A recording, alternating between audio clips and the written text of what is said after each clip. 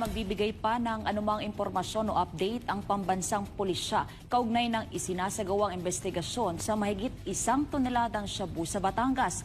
Iniiwasan raw kasing makompromiso ang nagpapatuloy na hot pursuit operation sa mga nasa likod ng nasabat na kontrabando. Narito ang balita ni Paul Montebon.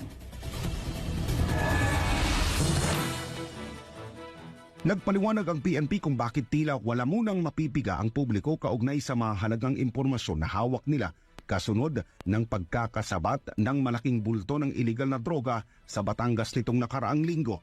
Paliwanag ng PNP, pinagbawalan silang maglabas ng impormasyon sa gitna ng kanilang case build-up. I really cannot give specifics because I'm under strict instruction not to give any more details.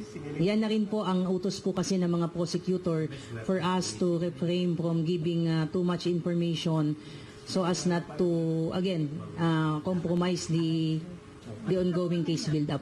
Una nang nabatid na hindi lang isang sospek ang maaaring nasa likod ng droga na ito, dahilan para bumuo ang PNP ng Special Investigation Task Group para sa mabilis na pagtukoy sa mga posibleng iba pang sospek at totoong pinagmulan ng naturang malaking kontrabando. And this is the primary reason why we were requested by prosecutor and case not to divulge too much information because we are on the